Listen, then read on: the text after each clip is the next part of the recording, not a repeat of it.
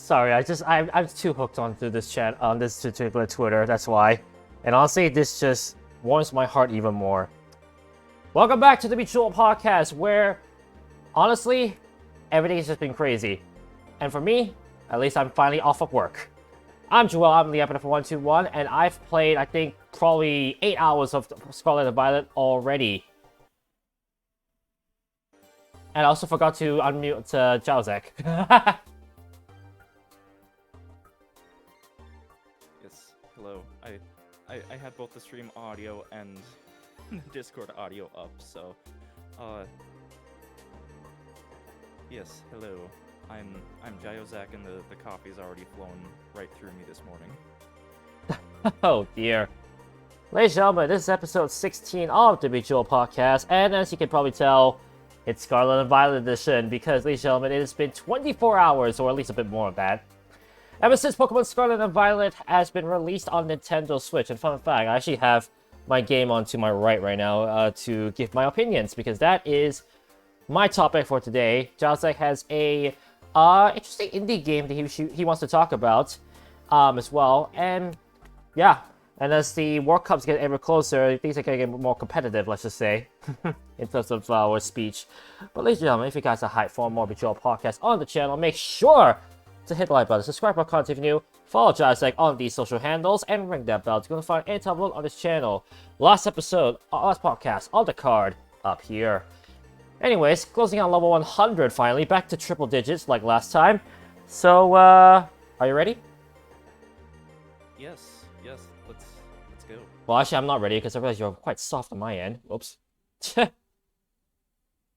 we go, much better. Alright, now, let's get started. Oh, wait, I was listening to myself through the stream. No worry. Hold on, how's that? Oh, well, okay, that's a lot louder than expected. Technical issues already, ladies and gentlemen. This means that it's going to be a great podcast. Okay, I listened to it. That's a lot better. Okay. There we go.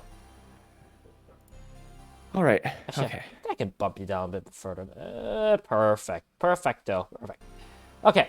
Okay. So, on my end, oh my goodness, Scarlet and Violet, you're putting a great fight against Black 2, White 2 is my all-time favorite game now. All-time favorite Pokemon game at that. Because honestly, a lot of things I need to talk about in my first, as I said, 8 to 9 hours of playing. Also like to point out straight away, Honey224, been a while, buddy. How you doing? Glad to see you back. Sure, Josh, I also know him through also our Luigi's Mansion 3 sessions as well. Yeah. So, yeah. Straight up the gate. Wow. Graphics itself, I remember seeing a post on Twitter. I have several posts actually on Twitter and Google about how people kept saying like the Switch apparently cannot handle the power of Scarlet and Violet. I can see why, but the power is already enough to sell me on it. Mm. And by that I mean, like, it feels like the game is a lot more polished. There's a lot of things that they fixed from Pokemon Sword and Shield. And of course, some things they brought back from Villages Arceus, in which even though I haven't played the game, the effect, the impact of that previous game shines very brightly in Scarlet and Violet. Okay. I'm not too sure if you actually have seen the post about the power of Scarlet and Violet. Actually, have you, Jackbox? I've seen clips of Scarlet and Violet, like specifically some of the performance issues, but like I've also watched like about the first hour of the game, so that's all I know about it. Was it through my Twitch? Because I did stream at least 1 hour of it. Yeah. I had a webcam and oh, go ahead. It was the YouTube channel Kit and Krista, if you know of them. They were actually former Nintendo employees, and they've actually been they hosted Nintendo Minute on the Nintendo of America YouTube channel, but they've been doing their own content now that they've their satellite office closed, but they've been doing their own content. Anyways, that's how I watched the first hour of gameplay. I give me a moment. I'm gonna timestamp that. I'll put the link Sure. to Kid and Krista's channel if you want to have a look at it. Actually, the video as well. Might as well give a bit of a shout out to those around us because technically we do technically use other people's YouTube like content to be as our reference points. Yes. Let me think. Where was I back to? Okay, so now for gameplay wise, glad to see I can easily soft reset for a shiny starter if I wanted to, because that was a big I wouldn't say issue, but worry more so that I had when it came to the game. I was like, is the cutscene going to be very long when it comes to like shiny hunting for Pokemon if that makes sense. But it looks like it's not, and I'm pretty glad of that. Nice. I kind of like trust me back to like Generation 7, because I remember like Pokemon Sun and Moon, right? The problem with Pokemon Sun and Moon when it comes to resetting is the fact that the cutscene beforehand takes kind of like forever to play before you can finally like see the Pokemon you choose as shiny. Gotcha. Okay. Let's see what else. Okay, start the game. I won't spoil too much if anyone watching it hasn't played it, but I'll say this right now. The first part is gonna feel a lot like Generation 4. And the reason why I say that is that you actually don't start out with the running shoes. Interesting. You Okay. you end up just walk around the area they're in, just exploring, and it's kind of like a nice starter I can see. But the problem is that for us who have been so used to having the running shoes locked on right off the gate, basically, it definitely feels a little bit jarring, let alone weird, that they omitted the running shoes at the start of the game. I bet. Yeah. That's weird that running is something that like you like earn in Pokemon instead of it just always being a thing. I've always found I believe the last interesting. game that did that was Gen 6. Okay. Because Gen 7 onwards, they gave you the running shoe straight away. So it definitely feels a bit... Actually, then again, that's 2 generations. So I wouldn't say... Now that I think about it, it probably isn't as jarring as it is, as I make it out to be, but it's still definitely a strange change all the more. But what is definitely strange is the fact that you get your running shoes through not a cutscene, but a trigger. Interesting. Where in the sense that when you walk through a certain point, all of a sudden you're able to run. Wow. Okay. I know my shoes are tight, but I just haven't activated them. And the reason why he's laughing is the fact that that's a reference to his status in Discord. Yeah. Do you know what that's a reference to? Tell me, My I'm status? curious. Okay, so... Oh, wait, how do I... Okay, so my status in Discord right now is, reads, I was already wearing tight pants, I just did not activate them. That is a reference to... let me actually pull this up, on YouTube. It's a reference to a music video. Come on. Yeah, it's a reference to music video from Leslie Hall called Tight Pants Body Rolls. It is the weirdest thing ever. Excuse me? I was reminded of it like a month or two ago, just out of the blue, and I was like, "Oh yeah, this is a thing." It was uploaded about 12 years ago, and it has 25 million views. Nice. Okay, so that's the Yeah. reference. So yeah, I saw the status. Was just like, what? Yeah. It threw me for a loop, honestly.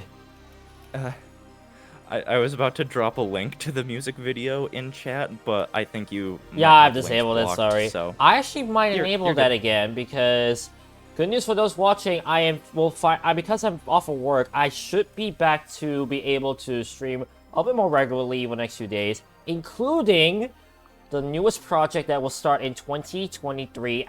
New project in the chat if you want to have a look at it. Yes, there we go. I don't think even you know about the new project, right, Jackbox?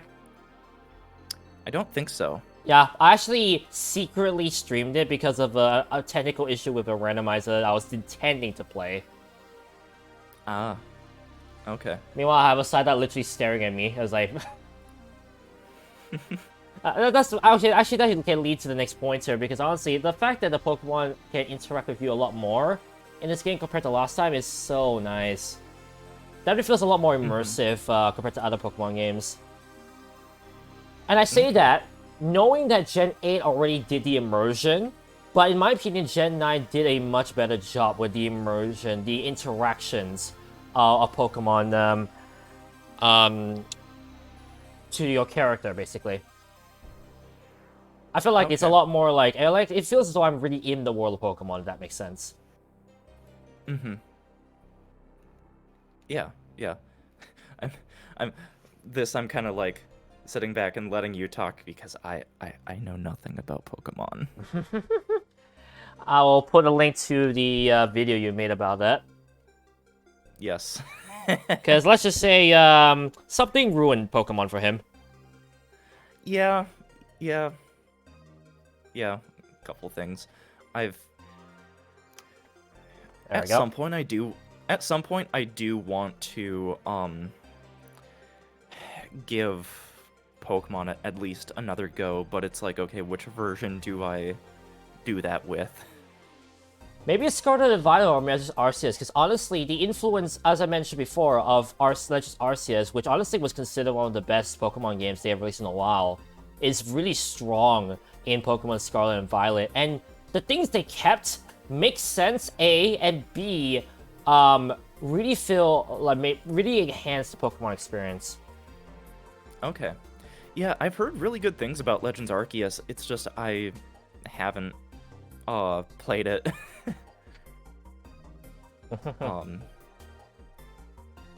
I'll make sure that's on my Switch wish list. But yeah. So I'm actually playing 2 games at once as I do this. Oh. I'm mini grinding right now for the first gym, because I finally found the first gym in such a humongous region, which honestly I thought for 1 second when I played, I was like, oh great, this could be not a really good game for me to try. But to be honest, the fact that it's so free roam is probably the best thing they could have done. I think this actually might be the first time that in the generation factor, basically, that they allowed the Pokemon game to be free roam and allow you to choose basically choose your own adventure, which gym, which redacted, and which redacted you want to go to. Again, I'm gonna do that because I don't want to spoil too much stuff. Because there's just so much to do. I will say this right now though, if you're not a big fan of the fact that certain typings are left out in previous Pokemon games when it comes to gyms or trials, Pokemon Scarlet Violet has gotten you covered, because every single typing is gonna have its time to shine in this game. Nice. There's no one typing that is left out. I'll just say that right now. Okay, nice. Which is honestly big thing, because I feel like when it comes to every let me think about this. Gen 6, we know Fairy type just came in, and we know for a fact that Fairy type gym leaders are not that common. I think they're only 2. And then Dark and Steel, even though they were released in Gen 2, their time to shine wasn't really as exemplified either. Because I'm not mistaken, Gen 3 they had no Dark type gym lead for discounting. Gen 4, oh boy, let me try to remember. Gen 4 there wasn't. Gen 5 there wasn't either. I think Gen 6 they finally had a Dark type gym leader. So the fact that they finally have allowed every single typing to shine in one capacity or another, smart idea. Nice. I know. I mean, what's your favorite typing? Just curious, I was like, if you have one.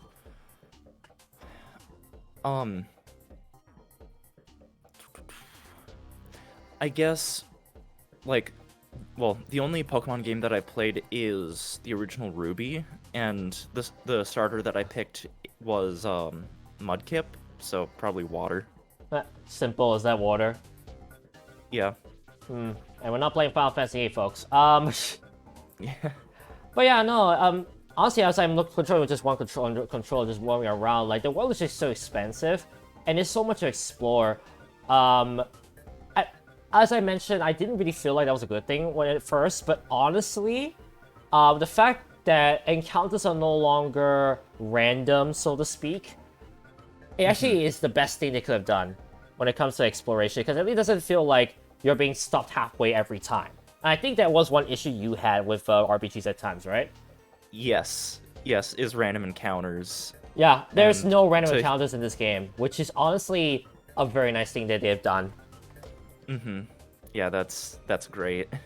I don't know why all RPGs these days aren't doing that. Nah, they haven't caught up with the trend. Actually, wait, did Final Fantasy 14 do that? I don't remember, actually. You're asking someone that doesn't really pay attention to most RPGs because of reasons that I've had. Yeah. I mean, Hanaju, if I know you're in the chat, if you could tell me the answer, I wouldn't mind, because I myself don't remember if FF14 did that.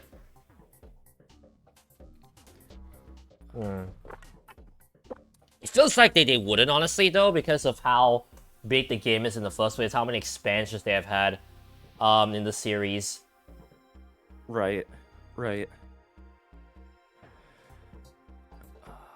Items themselves, I will like point out, are also like recollectible. Oh yeah, swarms. Apparently they are like, okay, back in Pokemon Gen 6, they introduced this thing called hordes. So basically, like the Pokemon can come in droves of 5. They return in Gen 9, but not in the way that you expect. Because remember, there are no random encounters. So basically, they have allowed like the possibility of seeing like 5 Pokemon at once. Need not always be the same Pokemon, basically. Okay. Don't know. But yeah, that's also a nice thing because, I mean, at least it increases the chance, of course, for a shiny as well. Because every time you see a horde, you can check through all of them. One definite problem I've heard, which I'm not sure if it's actually a big problem in the first place, is the fact that the shinies do not sparkle anymore on the overworld. Interesting. So you can't really tell, but at the same time, it's kind of hinting towards the fact, I remember Solid Plasma sharing with me this, that it could be because it's a case of shinies being more common than usual. I wouldn't say like, I wouldn't say like exactly like absolutely very common, but it's like more common than usual. So they don't want to make it too easy, basically, to find shinies, basically. Which honestly I kind of appreciate now that I say that. Gotcha. Okay. One thing's for certain though, for me just going to this game blind, the Pokemon designs that I've seen thus far, in terms of name, in terms of concept and all that stuff, genius. I would say thus far I haven't seen one which I'm just questioning like, why is this a thing? In my opinion. Nutric Acid. Hi, what are you doing? I didn't notice you were online streaming. Yeah, I don't usually post when I stream on this TTS Discord, Nutric Acid, but glad you popped by to discuss Pokemon Sword and Shield. Yeah. Oh dear. But yeah, no, so far, honestly, I've not too many gripes besides the ones I just said. It's really mostly been just like positive feedback, let alone opinions of mine. Nice. Ooh, should I reveal too much? Actually, technically, this could be the start of the game. Okay, I'll share this right now. The fact that you actually start with your legendary is quite funny. Yeah, I saw that in the first hour of footage. Okay. From, Kit and Krista, yeah. Nice. But yeah, no, you for those wondering, Pokemon Scarlet and Violet, they let you start with your legendary. Which is an interesting thing because later in the game you're actually able to use your legendary as a bike, quote unquote. And let's just say this: you with a legendary roaming around the region with every Pokemon looking at you definitely feels strange, but funny at the same time. Yeah. And I'm just thinking to myself, How in the world are these Pokemon feeling alright knowing there's a legendary right next to them? Right. I mean, I know you haven't played don't play the game at all, Jase, but what would your first opinion be if you're a Pokemon like that? I'd just be like, well, that's a thing. I don't know if I really have too many words to say. I mean, honestly, less words kind of makes sense at that point, because you would still be stunned by the fact that a legendary just all of a sudden right next to you, like, what? Yeah. Definitely feels strange, but it's still quite nice, though. I haven't... Okay, this is a prediction, more so, rather than a actual fact. But I'm gonna guess that if I were to run out of Pokemon to fight, Koraidon will just be there to quickly send me back. Which, I'll be honest, makes a lot more sense than just blacking out. Yeah. I think this actually might be the best, best case of like, trying to introduce lore into losing all Pokemon. Because it's not like, oh, you lose all your Pokemon, you black out for some strange reason. It's like, apparently the Pokemon at first is like, oh, when you lose all your Pokemon, you go to a coma. Yeah. But instead now it's like, oh, you lose all your Pokemon, there's a legendary to save you. Makes much more sense. Right. Yeah. Yeah. I'll say this though, the fact that in Pokemon Scarlet, Koraidon, which is the legendary, when in bike form, does not use the wheels at all, is absolutely hilarious. Oh. Like, which version do you look at, Charles? Ooh, I forget. Yeah, I forget. Was it purple or was it red? It's the one with the digital eyes. Digital eyes? I mean, you can have a look, but my eyes are yellow. Not actually my eyes. That would be quite bad if my eyes are yellow. Let's see. I have the video pulled up. Okay, sweet. Here. Violet. Violet. Yeah, that one, the Pokemon does use the wheels. Mine doesn't. Instead Koraidon is trying to apparently be another form of Venusaur. Oh. And by that I mean, it literally runs on its fours. And the first thing that really came to mind is, Venusaur, are you there? Just because of Pokemon Let's Go. Yeah. And I was wondering what I'm talking about. Pokemon Let's Go, right? They allow all 151 Pokemon to travel with you. And the one thing I remember from Venusaur is the fact that it literally jumps like a frog. Oh. And that was the vibe I got when I saw Koraidon riding. I'm just like, Venusaur? Steven, George, are you there? No, I'm joking. Yeah. It definitely felt strange, but it's so funny all the more. It's so cool. Yeah. But yeah, I haven't actually not seen Violet yet, but what I've heard, I mean, of course there's a legendary difference. I actually have not seen any, regional differences yet. And by that I mean, like, any of the Pokemon that are different. Okay. All I remember is that Surprise Trade is back, which is nice. Surprise Trade actually works a lot faster in this game compared to Gen 8. Gotcha. Okay. Like, sometimes I will do a Surprise Trade, and literally it will be done in 2 seconds. Wow. Which is a lot faster, and honestly, if you're trying to search for a Pokemon that you really want to add to your Pokedex, or just hoping for a OP Pokemon that someone whimsically traded, then honestly, that is a great thing. Yeah, yeah. Doesn't make it too, like, jarring that every time it's like, oh, Surprise Trade, Surprise Trade. And the nice thing is that you can start a Surprise Trade straight away again after you do one. Yeah. Okay, sorry, I'm just looking at the hordes to make sure that they're not shiny. Again, it's like, it's kind of like, okay, Emily as well, it kind of tries to build up your spatial awareness. Where it's like, okay, you actually have to look at the game in order to see if a Pokemon is shiny. So it kind of draws the player in as well, like that. Although I'm not too sure if that is truly the best way for them to draw your attention to the Pokemon game. Gotcha. Okay. So, I mean, it's definitely gonna be a mixed bag in my opinion in terms of whether people will like that change or not. Mm-hmm. No, not Sword and Shield, Honeydew, I like to point. I accidentally said that. Unless you're talking about the Gen 8 games, then yeah, that is Sword and Shield that I was talking about. Pokemon Centers are now open world, quote unquote. You don't actually have to go inside a building.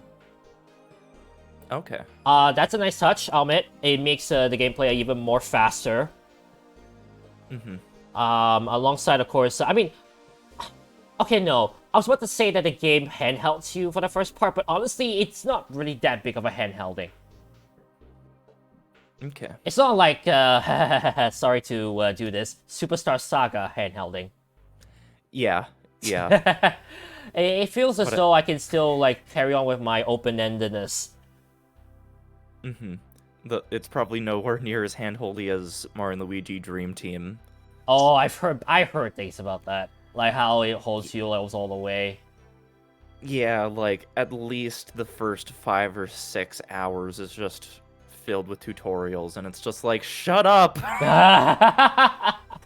That's, like, my biggest critique about Dream Team. But once you get past that, it's a pretty good game. Oh, what the? Pardon me, I just saw a Vespiquen. Actually, I see, I finally found the Combies and all that stuff. Mm.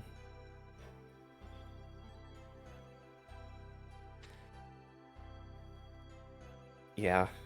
Yeah, Dream Team is... It's...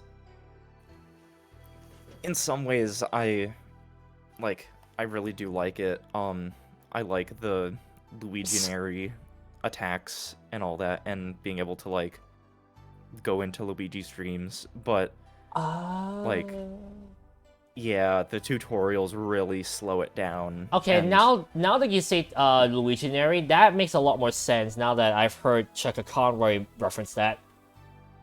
Yeah. Because I was just like, Legionary, what? Mm-hmm.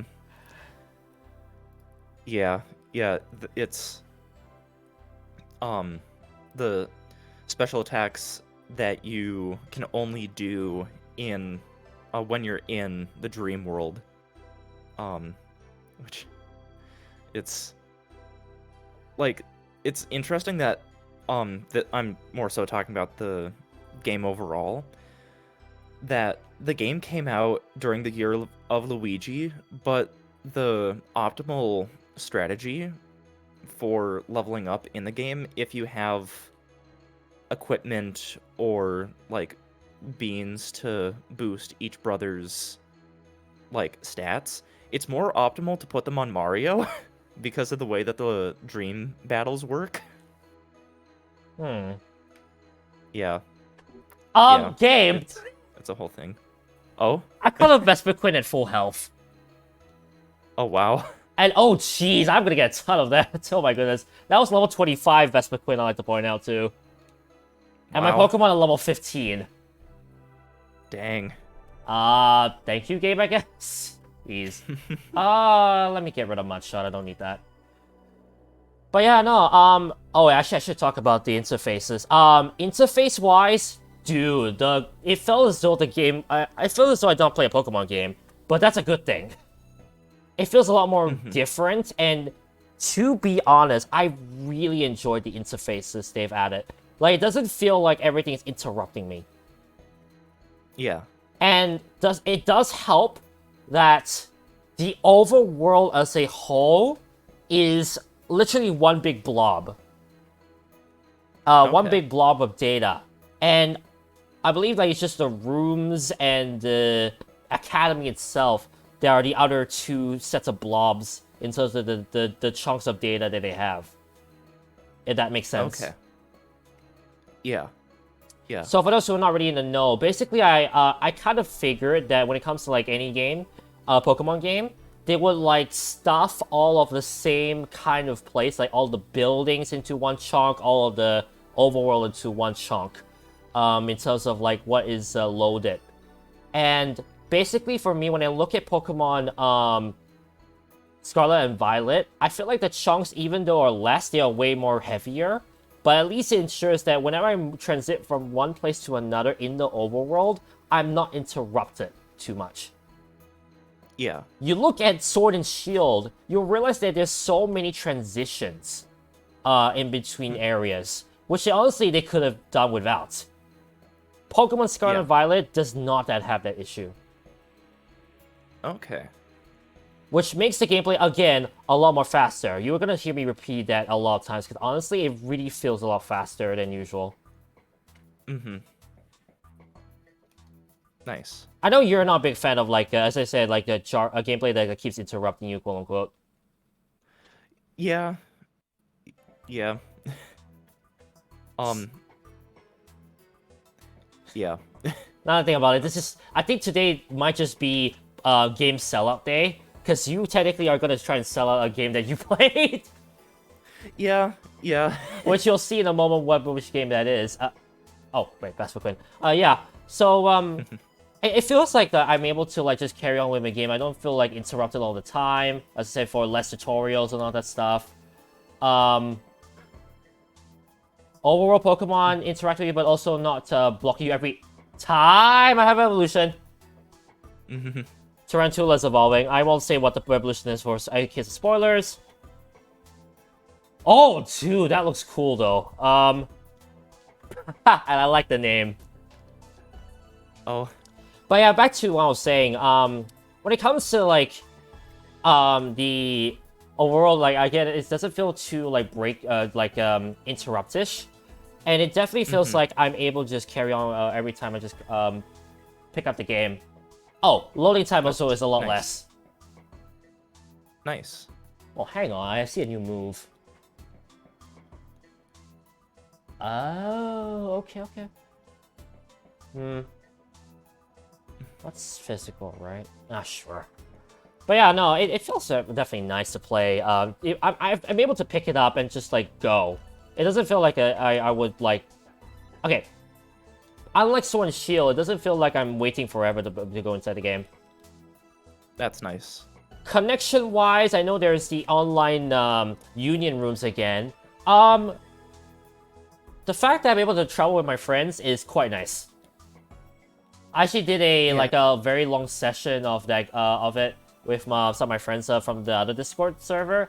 And I'll just say this right now, the online feels so nice to play. Nice. Yeah, I've heard that this is like the first game in the series with like full like online co-op. Yeah. It is actually. You're able to play with friends around you, and it doesn't matter if you're like far into the game, like Plasma, because honestly he did a 17-hour stream. Wow. And got up to, I think, like 3 gym badges. Meanwhile, I only have played for like 4 or 5 hours, and I got honestly very lost / entranced by the overall factor that honestly I have not done much progress into like gym battles. Yeah. And other stuff I won't spoil. Anyways. But yeah, it definitely feels like it feels great to be able to play with friends around you. Yeah. Oh, what I missed this trainer. I'm gonna battle you. But yeah, it's very nice. Oh, hi Night Matrix. If I do this, you have to feel bad. Yeah, let's just say I did a few puns. Oh my goodness, this could be hard to with. I'm doing 3 things at once. Balancing Eevee, playing Bejeweled 2, playing Pokemon Scarlet Violet. Great. Wow. But yeah, and also giving my thoughts now. I think on number 4. But yeah, no, online definitely feels feels nice. It can be a bit riggedy at times because of how the slowdown. Of course, doesn't help that I'm for like 12 hours. No, actually no, 13 hours now away from you guys. Yeah. Hashtag DST. But it definitely the gameplay itself is not like I'm being broken up. Terror battles, as I mentioned, online play, also are quite nice to do. I guess in terms of differences, faster. Like they're a lot faster than they're a lot faster to do compared to the raid battles back in Sword and Shield. And I don't feel like I'm like constantly like waiting for my friends to like put a move. Like in Gen 8, like everyone chooses a move and they go by order. This one is just an all-out situation where you just keep on using moves. Okay. So it definitely feels like everyone is participating as well. Although sometimes when the game is being a jerk, they can definitely target a person quite badly. Oh. I'm not kidding. I think the first Terra battle I had, I think I got targeted twice and got killed twice. Ooh. So yeah, that wasn't great. What else can I say? Academy-wise, I can talk actually about the Ranch Academy, what I think about it. I've heard it's the biggest city in Paldea, which also, the fact that they call it Paldea, not Paldea, it's kind of funny because at least they're trying to say, like, I'm trying not to confuse it with Palkia. Yeah. Which I know, I'm pretty sure you know that's a Pokemon. Yeah. Yeah. So, that is quite funny that it's pronounced Paldea. It kind of also makes sense knowing it's a Spanish-based region because of all of the trainer names I've noticed, like Alejandro, what else? Carlotta. Like those names those names I recognize quite well. Yeah. Yeah. Let's see here. Check stuff for him says something he needs to know. Just saying, what type combination finally has been used, but I feel like this should have been used as early as Gen 4. I actually know about that combination typing. It's Fire Grass. They finally have done it. They finally put Fire Grass, which not like a certain fan game hasn't done that. It definitely is quite nice to see more rarer, like unseen type combinations finally being used. I know like Wolfie VGC did a video on that, like the top oh wait, you're a trainer. The top combinations have not been used that they really want to see, basically. Okay. So it definitely feels nice. Okay, I'll also be honest. I've explored this game so much that I don't even know where I am. Which is again nice because it kind of like I get lost in the game. Okay, I thought that was shiny for a second. This isn't really the same game, but that almost always happens to me whenever I play Minecraft. I get to a point sometimes where it's like, where the heck am I? Definitely feels the same. Yeah, definitely feels the same. So, yeah, like the handful of times per year that I end up booting up Minecraft. Completely not the same type of game, but... How did I manage to drink water with an EV on my shoulder? Well... Continue. Well, yeah, it's... Yeah. That was kind of the idea that is like... that statement. Yeah, I mean, I feel like there's several games that they can get easily lost in besides that. Which is not a bad thing, honestly. Getting lost in a game may not always be the worst thing. Yeah, I guess by get lost, do you mean like you've lost where you are like on the map, or you're like you've like mentally tuned out everything else and you're like fully zoned in? I mean lost as in actually you don't know where you are in the game. Okay, then yeah. I feel like that's not always the bad thing. Like, sometimes it's great to get lost in the game. And, like, it allows you to... It forces you to kind of explore and, like, choose your own path, basically. Yeah. Also, yeah, where in the world am I? I don't even recognize this part of the place I'm in. So straight. Oh, by the way, I'd like to point out something. Me switching between Bejeweled 2 and Scarlet and Violet is actually slightly intentional. I have kind of a bad right shoulder right now. Right arm.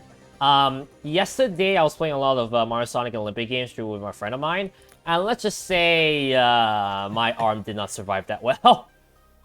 Oh yeah, with the motion controls. Oh yeah, I mean it was a good workout, but at the same time I was just like, oh, my shoulder. So sometimes I've gotten like that even with Nintendo Switch Sports. Ooh. Yeah, if I've played for long enough, I guess as something How that in the world did I make that? Oh, it is a crystal. Nice. Nice. As I guess a sort of teaser for something that I'm hoping to get out by Thanksgiving. I'm gonna start doing some unscripted videos about just particular games that I want to just talk more casually about. And the first one that I'm gonna do that with is Switch Sports. Mm. So I recorded like a good bit of gameplay of that yesterday. So hoping that's to get nice. like I'm hoping to get like the actual like me talking recorded sometime later today. So I have notes written out. So yeah. Anyways. Yeah, you're doing a lot of good work, honestly. Like those videos. There's a reason. you. There's a reason why I really like his stuff. Yeah, I've let myself do more like unscripted, like not as like heavily produced stuff this year, and I've really been enjoying it because it lets me like get more stuff out. So, yeah. Yeah. Anyways, Oh no, it's great, honestly. thank you. Oh, Pardon me, I just So started a I- raid battle. Oh dear, yeah. Oh, the fact that my screen went white now, like so, like this side is still exposed on my webcam. So I have my own music playing, and I'm using a different video playlist, and there's actually been a good bit of what I've recognized to be Pokemon music. The track that's playing right now, it's Accumula Town from Black and White. Ah, nice. Yeah, The ferret song. Yep. That's Yep. why I sniggered. I was like, yeah, that's that song. Yeah. Okay, I'll be honest. As I did a Terra fight, I'll just say it right now. Another thing I realized about the game sometimes, when you do Terra raids and you partner with people who are like a lot more advanced in the game, it definitely is funny that you do a 1-star raid and all of a sudden it's done within seconds. Nice. No way it's bad, but it's still more so funny. Like, Yeah. oh yeah, it reminds me when Solid Plasma, because Solid Plasma had a Gallade already, and I still was at the base part. It's just so funny that he just one-shot at everything, and we're just laughing about it. Nice. Oh, Dark Terror. Wait, how's that? Terror Dark type Delta. Paldean and Wooper. So I keep saying Delta because I always keep thinking of Pokemon Surgeons again. Oh. Because that game had a Delta Wooper. That's definitely interesting, though. My opinion on the league points, I guess I can say that right now. I'll say this right now. Not much opinion yet. Because I haven't really used much of it. If anything, it's quite cool that you have another kind of currency. The fact that it costs the same as Poké Dollars, though, I'm indifferent, let's just say. Gotcha. It definitely is quite interesting that it's the same, but at the same time, it's just like, I'm not too sure if that's for the best. Right. Oh, actually, I can swap some stuff, finally. I have my Pokemon at level 15, 17. I wanted to try and, like, balance out the levels. But yeah, it definitely feels a little bit different in so many ways. In my opinion, Electivire and Zero Aura should have been that type, electric fighting. Yeah, I can see that. Especially Electivire. I think he made it... I think, oh, true. Drayano made it electric fighting in the ROM hacks. But Zero Aura also kind of makes a lot more sense considering when you look at it. What else can I say? I try to remember. Oh, music. Actually, I'll be honest, when it comes to music, I'm not saying the music is bad by any means. It's just more so I haven't really paid too much attention to it because of the game itself. Like, definitely there are some tracks that definitely caught my attention, especially when I first set it up for my stream. I had the first theme playing for quite a while, and honestly, it's ear pleasing. Nice. I definitely started there a Nice. lot more than I should. Ugh. That's fine. I'm some mornings I feel like I'm better about that than others. Today I'm like okay, but Eh. then again I've because I know nothing about Pokemon. I haven't been talking too much. Yeah, understandable. I mean, but at the same time, I mean, it's just one of those things where, like, it's just any opinion I could give. You could also, like, think of other games that's, you kind of have in mind. Like Yeah. you said before, Yeah. Minecraft kind of feels like Scarlet Violet where you get lost. Right. Right. I do some things to help prevent myself from like getting lost, especially if I'm in a cave system. Like, usually I'm bringing a couple stacks of torches with me, and as I'm like going through and like putting torches down, I've been when I do play, I put torches on like the left-hand wall of whichever direction I'm going. So then, as long as I don't get like too twisted up, I can follow those back, like making sure that they're then on my right side. So then that eventually leads me back to the, I guess, entrance for the cave. Hmm. But I don't know if you can really do that or do anything similar to that in Pokemon. Scarlet and Violet. Interesting. Mm-hmm.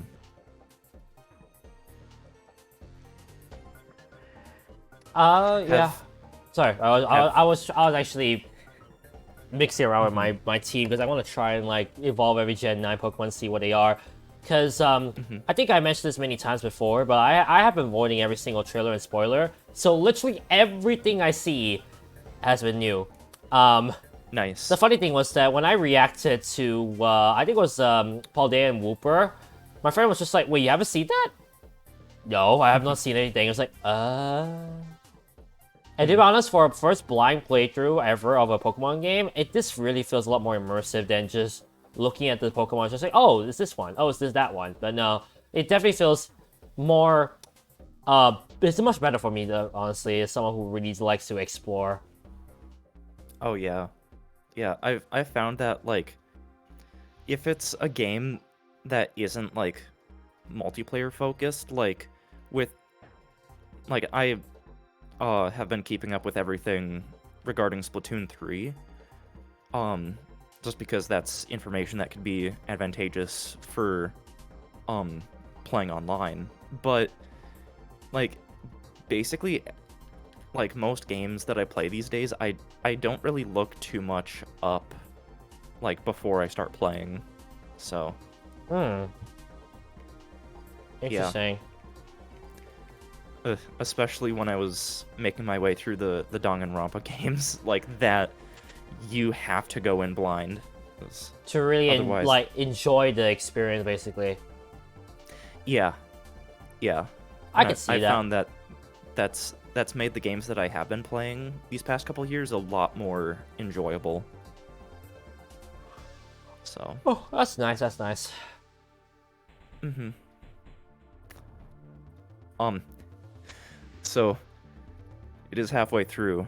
I'm gonna go use the bathroom. Ah, okay. No worries, no worries. I'll be right back.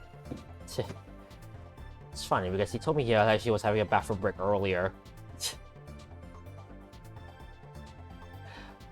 I guess as I do that, I mean, I could upload a little bit more Scarlet Violet as I wait. But a bit of a status update. As I said, finally off of work, so I should be back to streaming regularly. And by regularly, I mean like probably about 2 or 3, maybe 4 times a week. I'll just say this right now. The first project 2023 has finally commenced, and it's already been live on Twitch. So if you want to have a look at that VOD on my Twitch, you could go ahead and see what game I'm playing for 2023, or at least what will be uploaded to YouTube 2023. In terms of regular Let's Plays, I have the schedule and the lineup already planned out. So try not to I mean, unless of course there's a game all of a sudden that comes out of the blue, then maybe I will play that, but who knows. in terms of my regular life, though, I mean, I have 6 weeks to do whatever I want, so I'm hoping to maximize the time as much as possible, so that you guys get to get content again every single day. Well, excluding Sundays, because I think now that I finally made my promise of trying to upload every single day, I think I'm actually going to hold off of it, because for next year, because honestly, I'd rather not. Also, I would say I'd rather not like drain myself out with really uploads every time. Plus, it will allow my Pokemon Emerald Soul Link to at least not I'll say this. At least it won't be like strained. The Let's Play won't be too strained because honestly, and Celtics will actually agree with me on this. We've had actually a lot of trouble recording the game. Because of so many outside circumstances. Not say technical problems, but outside circumstances have really impacted the recording sessions for that game, I'll be honest. But honestly, it's not been too bad. I mean, we got 9 episodes recorded for those wondering, and Yosh has been doing a spectacular job editing the series, which I really appreciate. I'll just say it right now, though, it's going to be a series that I think you might enjoy, as I see 2 reports. I recommend checking out the Pokemon Emerald Soul Link on my channel as well if you want to have a look. It's not the Let's Play that was featured on the command, but honestly, if you like Pokemon, you might actually like the Soul Link that I'm doing. It's actually quite funny what happened there. What's been happening there, basically. It's another story. Actually, wait, have I caught it? Well, I thought I saw Rookie D at the same time, but yeah, it definitely feels great though to be off of work. Alright, let me quick. Tell me the indie game. I actually don't remember the name. I'll be honest. Like Josek knows the name, but not me. I'll be honest. But apparently it's some sort of 3D platform game that's somewhat simple. But he has details, not me.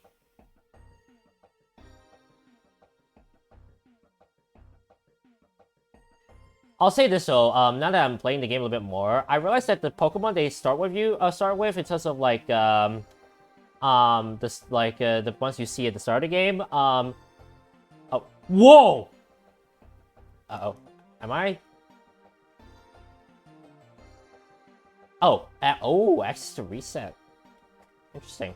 But I've had a weird glitch just then. But it feels like it feels great to be at least off of work, and I can't wait to actually try more of you guys. I expect a lot more streams coming up. I plan to do a lot of randomizers, multiplayer stuff, including a Christmas session of Orange Juice. Yes, I just said it right. 100% Orange Juice is coming back to the channel through a very long online session. I'll just say it right now, so expect that in the future. And yeah, now that you're back. Yeah, Orange Juice does kind of sound good right now. Except I did brush my teeth, like, a little bit before. Oh, then this, maybe so not. that... Then maybe not.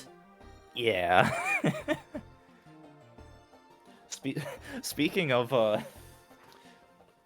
personal hygiene products, I bought a I did a... That's an interesting thing to say to start with. Yeah, well, I recently did somewhat... Well, I did a order on Amazon to get a couple things. One of those being stocking up on body wash. Okay. Yes, because I was running low. Interesting. Also, oh, what else? Also, oh sorry. Right here. Velcro cable ties. Everyone needs to get some of these in their lives because they are amazing. Anyways. Is it Tinykin? I mean, Jacek has the answer. I'll be honest. He was asking like, what's the indie game that you were talking about? Oh, I suppose I can say the name of it right now, and then when we get to it, I'll talk about it further. It's Lunistis, Lunistique. Yeah, well, I'll talk about that further when the time arises. Yeah. So, yeah, Yeah, back to what I was any, saying. Yeah, final. yeah, Okay, yeah, to close off on my section, because yeah, I think I've overrun my time. But, um, overall, honestly, I'm very, very glad I decided to pick this up. I was a little bit hesitant, admittedly, but of course, coming to any game blind, you always can be a little bit hesitant. mm-hmm. Just glad that it went to my expectations. It actually lived more to my a bit more than an expectation. And I can't wait to see what else the game has in store for me. I also can't wait to see the new Pokemon, because again, I have zero clue what they are. Nice. But yeah, that's obviously my overall thoughts. I might, how to say this? I won't jar you guys too much with Pokemon Scarlet and Violet opinions on the Bejeweled podcast in future episodes. I might do it probably 4 months after. So basically, the next Bejeweled podcast that we do will not have Scarlet and Violet talk. It will mostly just be, like some other stuff we probably will plan. Yeah. Anyways, with that, that's mostly my opinions about Pokemon Scarlet and Violet. Honestly, first impressions have been great. Over to you, Gilesek. Nice. So, I guess, hold on, before I talk about Lunistis, I think this was yesterday that I saw this on Twitter, but for anyone living here in the US, Best Buy is doing a sale on Immortals Phoenix Rising on the Switch, the standard edition, for only $10, as long as you have a Best Buy account, which you can make for free. So I have that coming in the mail. Anyways, yeah. Lunistis, basically, it's a... speaking of Twitter, I've found out about this game through just a random retweet from someone that I follow. Actually, earlier this week, I was scrolling through Twitter during a break at work, and I was like, huh, this looks fun. I'll just read the description here. Lunistis is a 3D platformer created with simple but fun gameplay and a cute retro-inspired art style in mind. So it's kind of based off of, it says heavily inspired by the 32-bit era of yesteryear. I think that is referring to the PlayStation 1. Is that a 32-bit system? Which system again? The PlayStation 1. I think it is. Yeah, it makes sense. I think here 32. Apparently, how do you say that it has a crossover with Tori 3D? Yeah. Is that in chat? Yeah, there's once you like beat the final stage, yeah, you get to see exactly what that is.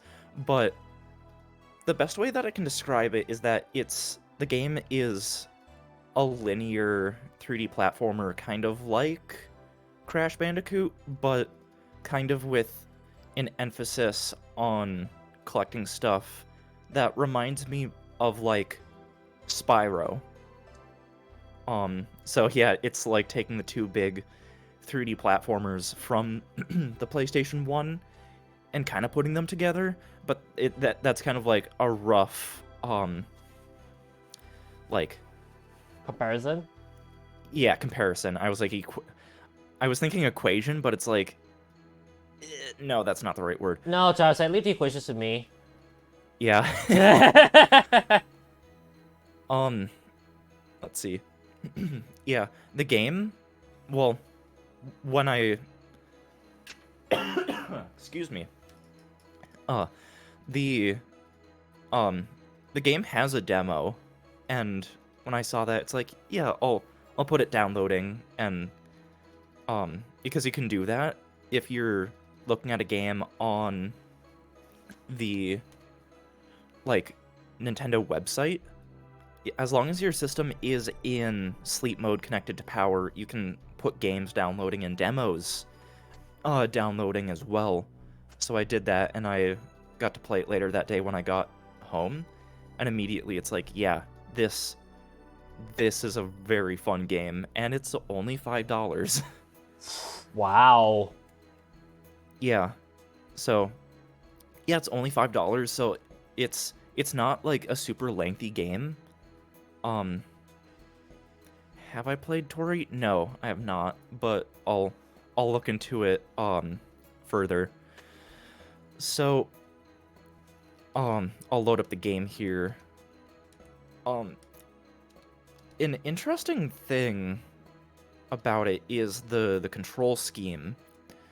So, instead of, well, like, you can use B to jump, and you have this, like, spin attack that I suppose is sort of kind of inspired by the, like, spin attack that you can do in Crash Bandicoot, but it almost feels more akin to, like, the spin jump from Mario Galaxy.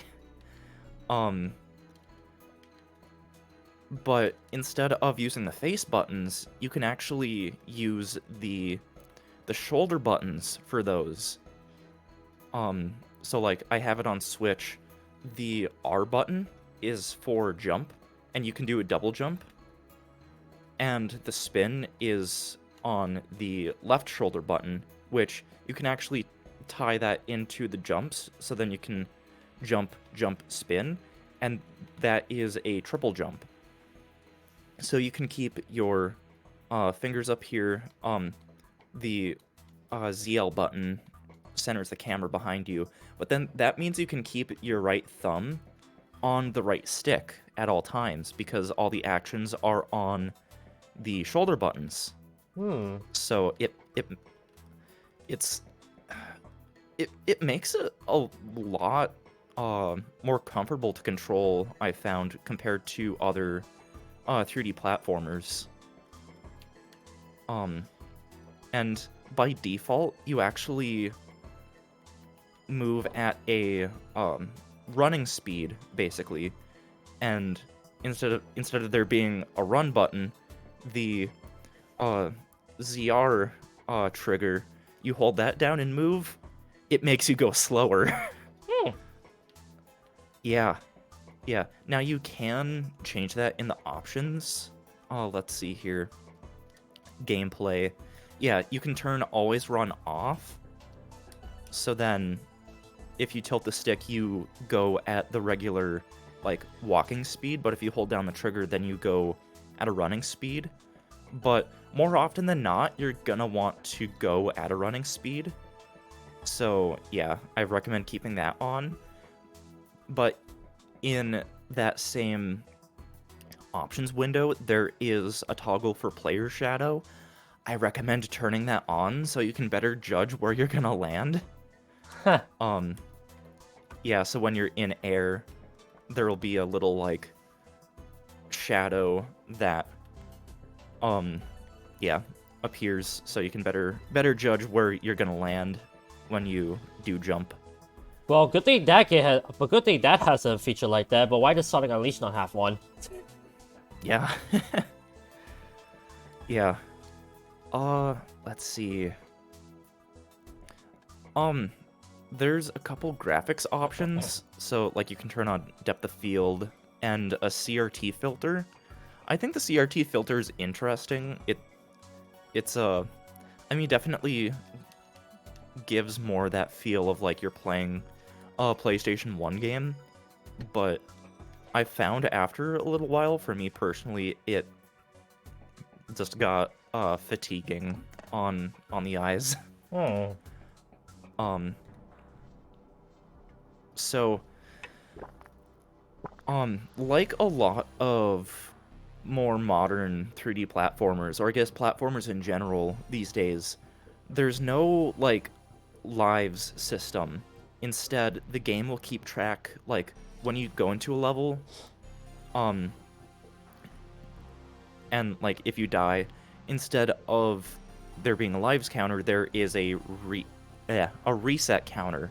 So basically, anytime that you run out of health because you have 3 hit points, or yeah, if you fall off into the the void below, the reset counter will go up by 1, and there is a ranking system in the game that is based off of how many times you die in a level, as well as how many of the little, like, paper origami cranes that you pick up. That's basically, like, the main currency or collectible in the game. And each level has a certain amount that it tells you in the little tracker in the upper left. So you'll know exactly, like, if you've missed any.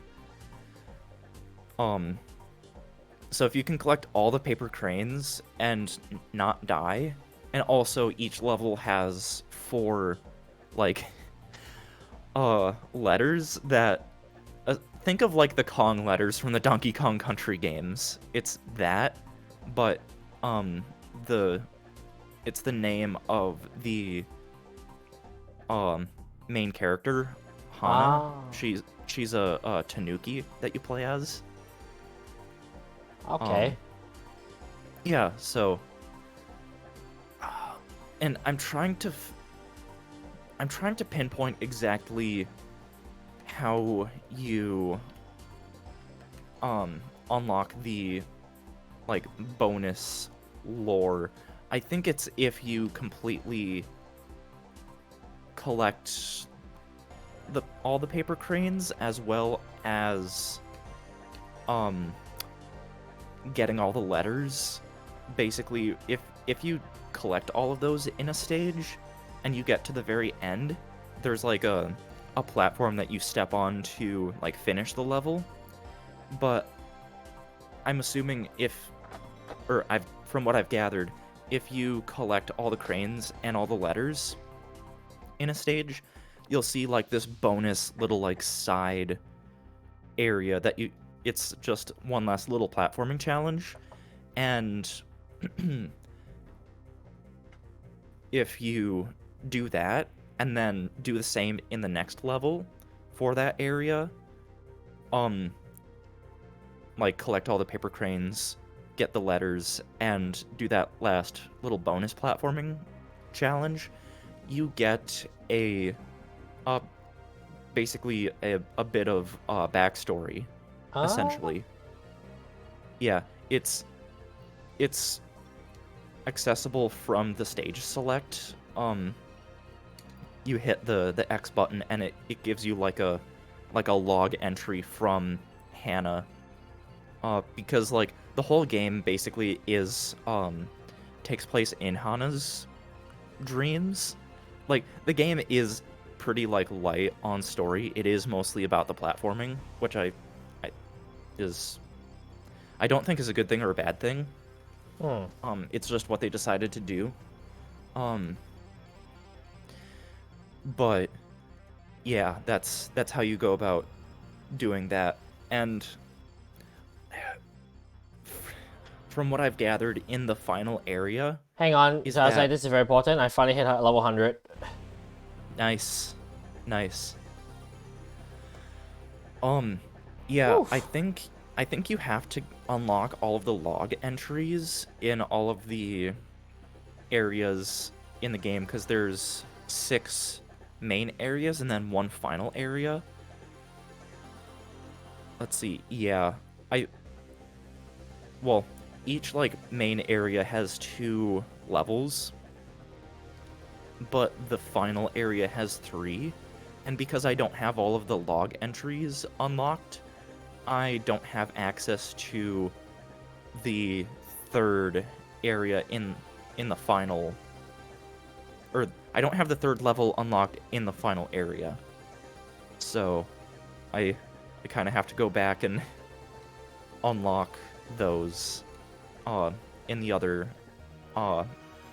main areas. But the levels are pretty short. Well, relatively short, like 5 to 10 minutes to complete them, it feels like. They do have a timer, or a stopwatch rather, going.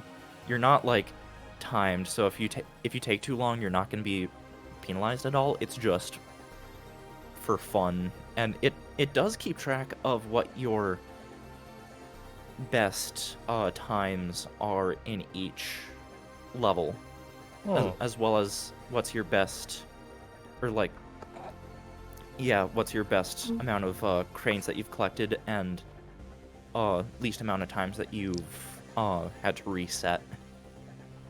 That's kind of cool. So, yeah, yeah, it's like I only found out about it like earlier this week, and I've been having a fun time chipping away at a level or two throughout the day. So if you're like me and you've never heard of it, I highly recommend at least downloading the demo. I know the demo is available on the Switch. I don't know if it's also available on Steam. Let me actually open up Steam and check. Well, while you check that, I actually want to quickly anecdote something, because I just remember one last thing about Scarlet I wanted to mention. Out of battle battles, where you can summon a Pokemon to battle a Pokemon for well, without needing to go to the interface. Okay. And honestly, makes a lot of sense, and it makes the game a bit faster. Again, repeating that statement. But because the Pokemon now drop items that you can use to make TMs in the game, it makes a lot of sense that you're allowed to just allow a Pokemon to just battle for you in the overworld while you just sit there and, well, wait. Kind of like it's kind of like Game Freak tapping into the idle gameplay of like mobile games. Gotcha. Which actually I quite appreciate that they made the effort. Anyways, back to what was it? Celestius?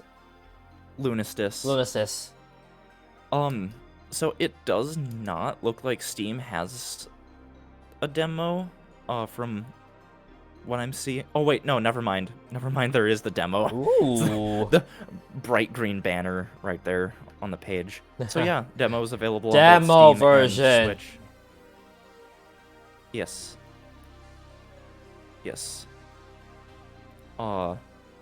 I don't remember what other platforms it's on. Let's see. Probably should have looked at this before. Okay, it looks like for the time being it's only on Steam and Switch, and it runs just great on Switch. So yeah, you'll have just as good of a time on PC as you will on Switch. It's a pretty pretty light on resources from the Steam page. So it even if you have a lower end PC, yeah, you'll be able to run it no problem. Wait, lower end PC? Yeah. But NPC is in computer. Isn't that CPU or something, or is NPC actually something I don't know about? PC, personal computer. NPC. Oh, okay. Oh, were you conflating that with non-playable character? Yeah, sorry. I was like, wait, what? And then I realized, oh wait, it must be a technical term of computers that I'm not getting. Yeah. Although the Steam page does, somewhat obviously recommend that you have, like, some sort of graphics card, but other than that, it's like, yeah, it really only needs, like, 2 gigs of RAM, and because there's 4 gigs of RAM on the Switch, it's like, yeah, that's not a problem. But yeah, it's a fun little 3D platformer. It sounds like there's at least 1 or 2 like updates getting pushed out soon. I don't know if that's just going to be bug fixes or what those are going to be, but the expo that you're talking about, I think, yeah, Indie Land. It was featured on Indie Land. Interesting. And I think one of the main, I guess presenters on Indieland, Gerard the Completionist, he left a review on the Steam page saying, "Buy this bleepin' game, or I'm coming to your house and I'm kicking you square in the bleepin' bleep." The bleeping bleep. Yeah. I don't think I even need to comment on that. I think that proves that everyone should play the game currently. But the fact that it's only $5, you said $5, right? Yes. Man, yes, that's US dollars. That's a steal, honestly, for any game. But the fact that this apparently is like superbly well made is a big deal. Yeah, In fact, yeah, honestly, I think I probably might have to back up any of your statement. Considering that if it's that popular, imagine how much it might cost in the future once it becomes even more popular. Mm-hmm. So I think to anyone watching, I would say maybe buy the game now, so you don't have to pay too much later if when you realize it's such a very good game, and then people tell you to like, hey, play it now. Yeah. Yeah. Let's see. Yeah, I was on Indieland. I think one of Proton John's recent streams, he played Lunistis like as the first game that he played that stream. And yeah, he was really liking it as well. So, it's Well, the glitch master, if the glitch master approves, I think everyone can approve, maybe. yeah, it's a relatively short but very very fun time. That's really all I have to say other than go play it. Very simple message. Anything else you want to say about Yes. it? Like you can definitely praise to. A what? Anything else you want to say about it? We can praise to it. Like is it benefits? The The music is pretty good. That's one of those games where it's like, normally if I'm playing a game, I have something going on in the background, whether it's like a video, a live stream, or a podcast or whatever, but it's like, with this game, it's like I didn't have anything playing in the background, I was only listening to the game audio. It has some pretty good music. Says quite a bit, honestly, when we see it. Yeah.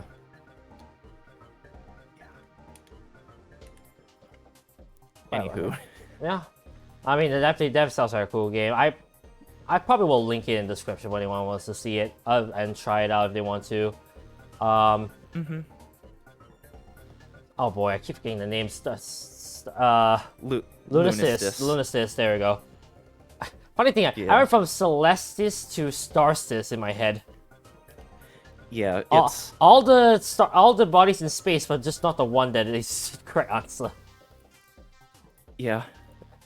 That's embarrassing. Yeah. Anyways, and with that said, now onto the common topic. I don't actually have any topic planned, but I think with what has been happening recently on certain Jackbox, I think you know where this is going. Maybe. Yeah, Jackbox 9. Cause oh my goodness, the pack. I mean, I only played like 2 games, I would say, but jeez, step up, real step up. I was actually kind of pessimistic with it, but honestly, they did a fantastic job. Nice. Nice. Oh, you actually haven't played it yet? No, I have not gotten a chance to, although with Thanksgiving being next week, it's probably going to give me a reason to get the pack. Because I have all the packs on Switch, so it's like, yeah, I may as well just also get this one on Switch. Also, yeah, I've looked up Tori on the eShop, and they're both very cheap. Only $1 a piece. Anyways. Really, how did you? I mean, let me have a look at the games real quick. I did remember some of them. As I actually can reveal this. If you're wondering where I got that gift from or video, this is the channel. This channel, right, actually kind of made my choice of my story very biased. Because honestly, this is just too cute. Oh. Let me... If you're wondering, it's there was a Twitter person up there that kept posting Spirigatito videos that are just so adorable. Oh yeah, what you were showing right at the start. Yep. Yeah. Nice. Yeah, and now your Switch profile picture is Sprigatito? Sprigatito, yeah. Okay. Yeah. Anyway, let me have a look at the games. Okay, so the one I remember playing, the two I remember playing was Fibbage 4 and Boomerang. I'll tell you this right now, Boomerang is an interesting idea. That honestly, in my opinion, doesn't fall flat. Like, I know not everyone's really a big fan of like the games that already have too much of an objective. But at the same time, it's just one of those things where you can like just laugh about it and like try to be in character. Boomerang is basically asking you to act like the person you are and try to act it as best as possible. Like for me, I think I was trying to portray like oh boy, it's like a fishmonger or something like that, if I remember correctly. Fishmonger? Yeah, the personalities you have to mimic are quite unique. And the topics themselves, like the task, are also quite creative and also immersive. Like it feels as though you're really trying your best to be the person you are. Okay. And the best part is you don't have to like put in your real name. Okay. You can just be anyone you want. Nice. Nice. Fibbage 4, honestly, wow. Art style wise, I question slightly, although music is fantastic. Yeah, I mean, they really didn't have to do too much to like for a new Fibbage game. I think Fibbage 4 is basically just like more essentially like a question pack. So that's what I've gathered at least. Yep. Although, so Fibbage 4 does have a new question type. Like the fan submitted questions. I actually submitted a question. It ended up not being in the game. Which it's like, okay, yeah, I can kind of understand, even though it's not like the question that I submitted wasn't like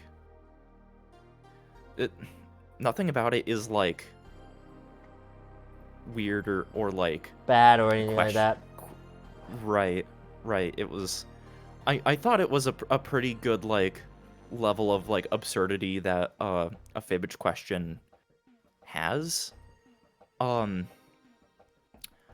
I've only told it to like one other person, but like my hope was that it got in the game and I would just keep it a secret from everyone until like people that I know play the game and be like, what? But yeah, I think for now I'll still keep it a secret, but yeah, from what I've heard, Fibbage 4 is like, it's adequate. It's more Fibbage, and really nothing more than that. Interesting statement from Honeydew. Like they say that it really is good that they made improvement on like Quiplash 3. I mean, Quiplash 3, I wouldn't say they didn't do any improvements. It's just that it's different. Right. Especially the fact that you only can put 45 characters for every answer now. Yeah. I mean, personally speaking, I do think Quiplash 3 is the best Quiplash just because the final round is like my personal favorite out of like compared to the previous two. Like 2's final round was like and the first games was like it was just a regular prompt, but everyone responded to it, which I guess is is like pretty alright, but I do like the potential that Quiplash 3 brought with being able to give like this 3 separate responses, and I've used that for like setting up certain like punchlines. Where it's like I end up deviating into a completely different direction than I think the game was kind of setting things up for. But anyways, I feel like the story about Quiplash is like so far. It's just that I think they were trying to push it too much to terms of like trying to make sure that everyone can agree on a winner, because then you know how the final round is like everyone votes. yeah, Quiplash 1, the final round had almost zero impact. Fibbage 2, I feel like Fibbage 2, yeah, Quiplash 2, I feel like the final round had too much impact. yeah. But honestly, but for Quiplash 3, I think they realized that the final round being decided by everyone kind of didn't really fit that well, so they ditched it, which might have been for the better.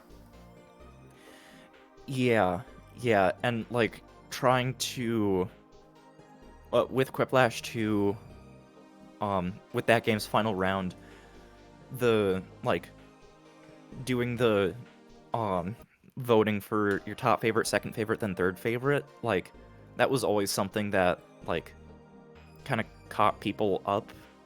Like whenever I was playing it with new people, they didn't really understand, even though like I give the straightforward explanation of vote for your top favorite, second favorite, and third favorite in that order, but it's still like some people didn't fully understand it till we played it like at least once. But with Quiplash 3, it's like, okay, yeah, it's like the main rounds. Sticks to the same process for all 3 rounds, and it's simpler. Yeah. It's like, choose which one's your favorite, left or right, that's all you have to do. And also, it feels like it's not it doesn't feel as like overwhelming as the first 2 games' final rounds, where it's like if you're playing with a full group of 8 people, it's like, here's 8 different things. Have fun reading. That's actually very true. It doesn't feel like you have to like really pay attention. It's like, oh, 2 prompts, very easy to read and understand what's going on, then just choose your favorite. I will... Yes. And by the way, Honeydew, I'm going to rebut that saying, what if they didn't change the art style? Consider the fact it's their 3rd game. If you also... I also put another rebuttal. Fibbage changed their art style for Fibbage 3, and honestly, it had a lot more positive reception. So why couldn't Quiplash do the same? I feel like the change of art style was honestly really needed, considering that it was the 3rd game, and they stuck to the same one for quite a while. Yeah. Personally, with, like, whenever I'm kind of thinking about a Jackbox game, especially one like that is, like, has multiple sequels, I tend to kind of, like, tune out the differences in the art style, and I'm just focusing on the gameplay. So I kind of forget about that. That it has a different art style. I mean, to the Tree 9 though, like, if you see a game that doesn't change too much, like, you would think like, oh, they didn't redo much, but when you change the art style, it gives you that sensation like, oh, did they actually change something at all? So that's why.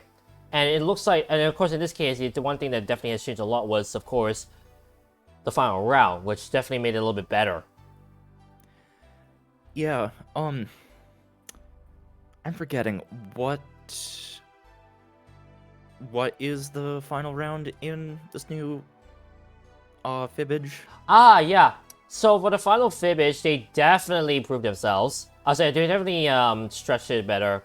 So points are like triple as well, but now instead of just filling 2 blanks to a prompt, you instead get 2 prompts in which you need to type a lie that would fit both better.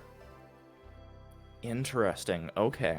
And basically everyone will vote for the correct answer for both prompts. And the more people that vote for yours, the better, of course. And the best part is that if you get people fooled by both prompts, you get a bonus. Interesting. Okay.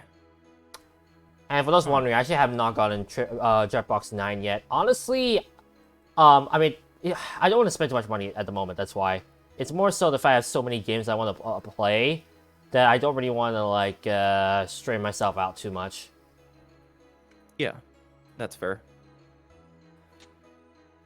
I would say the music is worse. I cannot comment on that because I have not heard the music. No, he's talking about from Quiplash Fibbage 3, 4. I believe, because we were on the conversation just now. Okay. I'm trying to remember music. I would have to like actually go back and listen. Yes, 3. Yeah, I personally don't remember what the music sounds like offhand. That's something that is again something I end up tuning out whenever I'm playing because I'm more so just focusing on like actually playing the game, but like yeah, the music is important. Unlike you, though, I do remember subtle things about the new music in Quiplash 3. And I'll say this, I can see where he's coming from. Okay. Because it's not as catchy, plus it's kind of like repetitive, I would say. Okay. And when I say Yeah. repetitive, for those wondering, I don't mean like every stanza, it keeps like looping on itself. It's more so like every stanza feels like the same. Gotcha. In terms of the music, and it kind of just feels a bit like jarring at times when you hear it.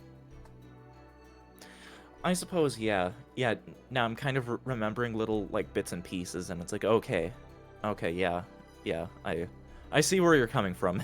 Plus, honestly, I think the theme song for Fibbage 3 wasn't even nearly needed. Yeah. Oh, guys, I keep saying Fibbage! Yeah. But you get what I mean. Right.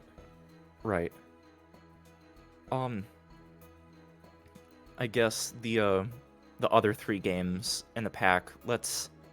what about Non-Sensory? I actually have not played that. Nor Okay. have I played, I think it's Quizitry. But I have seen... Quicksort, excuse me. But I have seen that game where apparently it's like it's something like it's like the sequel to Espionage, basically.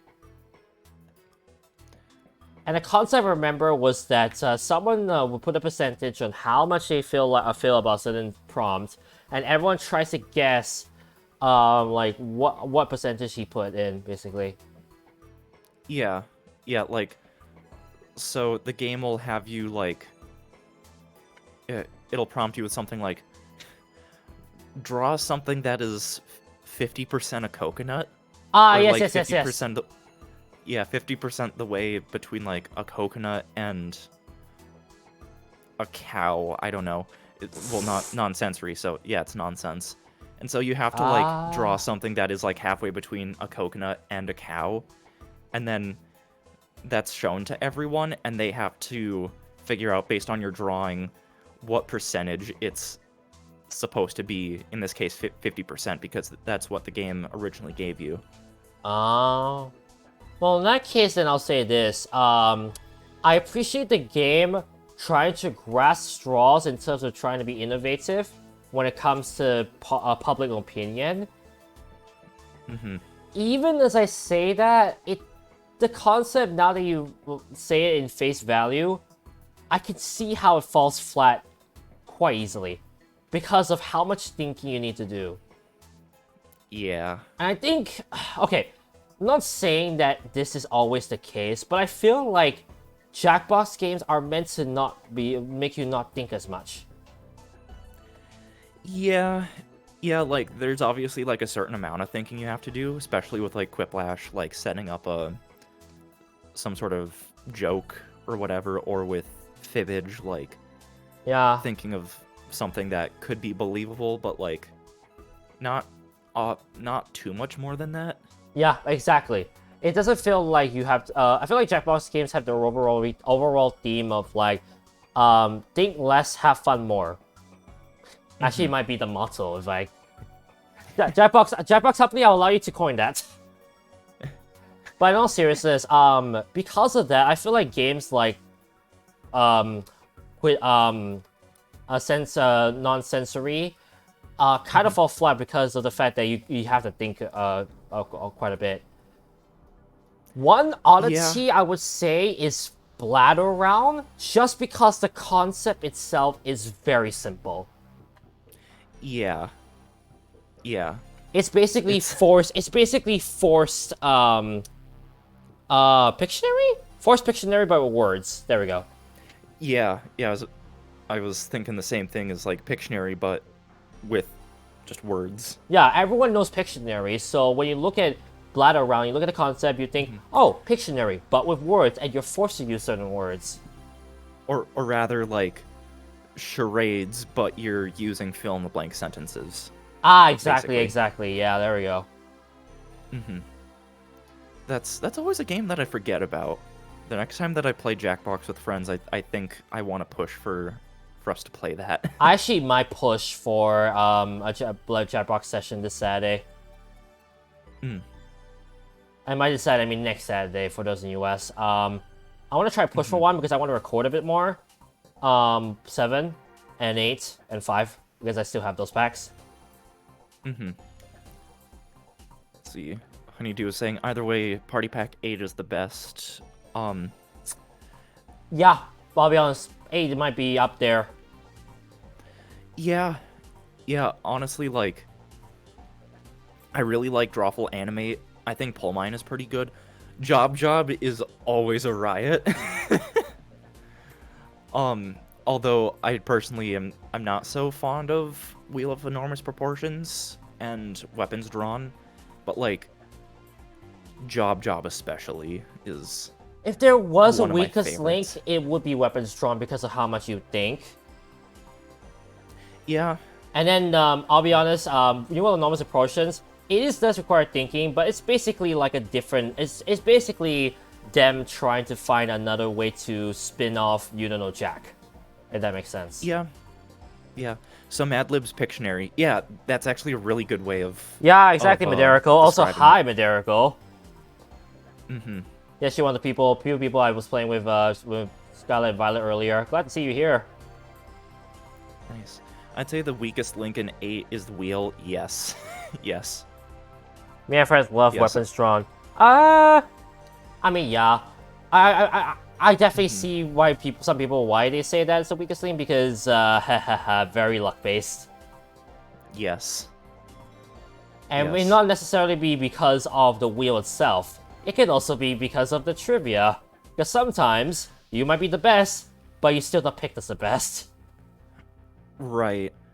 Like, the way that I've kind of described it to other people in the past is, the Wheel of Enormous Proportion specifically is like, it's like the, old, like, 80s game show that aired here in the States called Press Your Luck, where it's like, yeah, it's partially a trivia show, but the trivia only helps you in the main round. That is, it's basically just luck.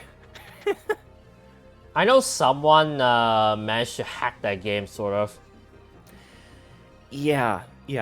So, to, like, briefly touch on that, Press Your Luck, like, the main part of that show is the big board that, like, in the trivia portions, if you answer questions correctly, you earn spins to use on the big board. And the big board, it's basically just a light that bounces around between 18 like different squares, and just taking it at face value, it does look like it is randomized, but they really didn't have the budget for that in the 1980s. So what it was really doing, the light was going between like a handful of different patterns around the board, and someone figured that out by videotaping episodes of the show and he would like literally practice. Like once he figured out the patterns, he would practice by using the pause button on the remote. And there was always like a couple spots on the board that did not have whammies, because if you landed on a whammy, you would lose all your money. And he figured out the patterns that would prevent him from landing on whammies, and in fact would give him money and additional spins. And so he massively just accumulated so much money.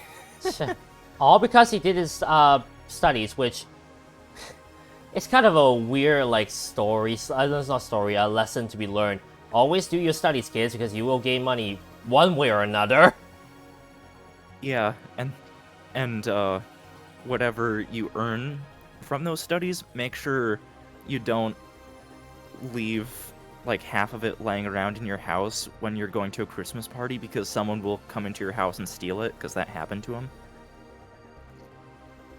Oh dear! I tell you, that silence you heard just then was me trying to process that information and realizing what that meant. Yeah, so the guy that did this, his name is Michael Larson, and once he won all the money and was and got paid, he took out like basically as much of it as he could in $1 bills, because a local radio station was doing a contest to where if you had a dollar bill with the correct serial code, serial number, you would earn like you would get some sort of cash prize. And so he took out like half the money at least that he earned in like sacks of $1 bills. Interesting. Yeah, but then like him and his wife went to a Christmas Eve party, and for some reason he left all of that just out in the open in the living room. Oh, for crying out loud. Someone broke into his house and stole all that money. Crying out loud. Hang on, let me quick. Yeah. Press your luck.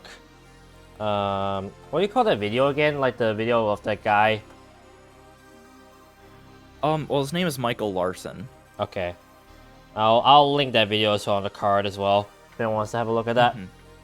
Yeah, there was like a whole like documentary. Well, like official documentary that the Game Show Network did like a couple decades ago. But then also there's plenty of like YouTubers who have talked about it. Yeah, like abridged videos, so then you don't have to watch a hour-and-a-half thing that can very easily be explained in less than half an hour. Yeah, I might have to look at some of those. I know you actually used the Press Your Luck clip in one of your videos as well. Yeah, at the start of my You Don't Know Jack video. Yeah, exactly. Yeah, because Press Your Luck was one of the game shows that I grew up with. Even though the show originally aired in the 1980s, there's reruns of that, and then the revival that GSN did, the Game Show Network, in the early 2000s called Whammy, the all-new Press Your Luck. So they did reruns of that when I was in elementary school. I think they still occasionally do that to this day, but we don't have that as part of our cable plan, so... But there's plenty of uploads on YouTube. So... Yeah, I should probably buy 7 so I could play Talking Points. Yeah, it's a... Yeah, I mean, as much as I'm not a big fan of Talking Points, it is definitely a popular game I've seen. Yeah, it's... I know it's something that not everyone necessarily jives with, like essentially doing an improv PowerPoint presentation. Exactly. But I've always had a good time with it. I have not played Devils in the Details, so I can't say anything about that. If I've played Champed Up, I don't remember. I feel like I have played it once or twice, but I don't remember. Sorry, just checking some stuff right now on my phone. Mhm. Also, Patrick, I'm so sorry for the next minute. And you'll see why in a moment. Honeydew says, I play a lot of deception games, so I could improvise very easily. Yeah, if you're good with improv, then yeah, Talking Points is right up your alley. I'm bad at it, I'll admit. It really depends on the day and how, like, I kind of have to, like, prime my brain up for that sort of thing. Yeah. But honestly speaking, like, if you're listening to this, like, anyone out there, and you have none of the Jackbox party packs, honestly, I would say you're best off getting the Jackbox party starter. It has TKO, Trivia Murder Party 2, and Quiplash 3, and, like, those are, like, probably the quintessential games of TKO, Trivia Murder Party, and Quiplash. And it's, like, less than what a party pack typically is, because it's, you know, only 3 games. And they actually have multi-language support. So English, Spanish, French, German, Italian, specifically. That's quite cool. Yeah. Yeah, more and more Jackbox games are getting multi-language support, which is nice. Yeah. Although, like, if you can speak and understand English, then yeah, you can play all of them. Also, yeah, I'm not kidding, I got this literally hours ago. I was on the bus going back home, and all of a sudden it disappeared. I'm like, bruh. Oh, wow. Shiny flying Pikachu. Wow. Unbelievable. Nice. Nice. I have the shiny hat, shiny, oh, what's the event called? I remember already. It was a shiny, Butterfree with a top hat. Oh, okay. I also have that. Nice. So those are the 2 shiny event Pokemon I managed to get. Nice.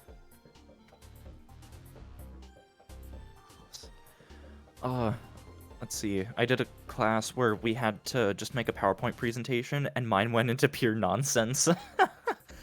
Oh, I've heard about people doing like a friend group, each, like, everyone making their own PowerPoint presentation about just whatever they want to, and everyone taking turns and presenting their thing. I've wanted to do that, but it's like I've just haven't done it with my IRL friend group. TKO and TMP2 definitely. TKO is probably the second best drawing game. Yeah. I will admit I've not played any of a round of that, even till now, and I still don't really like the game, looking at it. Yeah, probably my biggest complaint about TKO is how much prep work, essentially, you have to do. But I've always found that it is worth it. Yeah, it's worth it, but here's the problem. I'm no drawer. I'm not either, but that makes things even better if you can't draw. It just, it makes the final result even better. But who would choose the drawers if they're not good? I don't know. God, 'cause I sure bloody wasn't. On my first run. I literally made a PowerPoint on Risk of Rain 2's RNG system because I was so mad at it. Ouch. I made a PowerPoint presentation on the side games of Pokemon. Let's see. Actually, now that I'm thinking about it, I'm pretty sure I did a PowerPoint for a speech class that I did in, like, a public speaking class in college, and I think I did it on Michael Larson on Press Your Luck. Oh, well, I mean, that's actually a very good thing. If anything, if you're able to express the story within, like, a certain amount of time, then you could also technically make a video on that too. Yeah, yeah. I mean, loads of other people have definitely done that, so it's like I wouldn't be bringing anything new to the table, but yeah, I mean, I could. Yeah. I mean, I feel like with your planning, like how you plan your videos out, I think you can do a very good job. Yeah, I mean, if something arises, then yeah, I've thought about doing like some videos on like relating to game shows, either about specific game shows or um just the general idea of game show. Sorry, the mistypo that Honeydew had, the funny thing about that was the spell, because the first thing I thought of was shorts. Because you know, like the combination between jeans and shorts. Mm-hmm. Yeah. Jorts. Do you actually worn shorts before? No, I don't think I've owned any pairs of jean shorts. The closest that I've owned have been like cargo shorts. But Yeah, those one I love too. Yeah. Let's see, TKO. You draw Picasso level painting, but you get 3 horrible drawings. That is an issue. I almost feel like that makes it better, but yeah, to each their own. I can understand why people wouldn't like that. Yeah, I also admit as someone who hates bracketeering, it kind of left a sour taste in my mouth when I kept like jokes that people get, jokes that people like, I don't like. Yeah, and also it feels like bracketeering.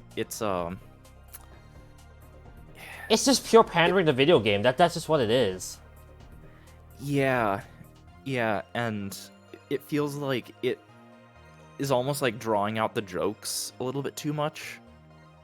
So it's I think at least instead of Quiplash where it's like, here's 2 things, and like 20 seconds later, okay, now here's 2 more things. So I feel like that it doesn't it keeps it fresh, and it doesn't drag out jokes longer than it really needs to. Quiplash. I won a TKO game because someone made plasma curse art. I have no idea what plasma curse is. Bet you don't know about it. Okay. And there's always the Monty Hall paradox. Yeah. Am I still live, Jowzak? Yeah. Yeah, on my end, you're still live.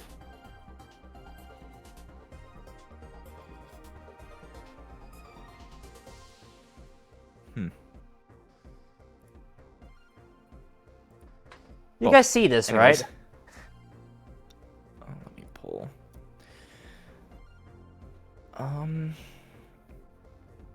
So I have the stream pulled up in a tab, and it looks to be just perfectly fine. Yeah, but if you look at my phone, like I'm putting on my camera right now, you can see what my status looks like. That's weird. Yeah, it's saying that I'm offline. Huh.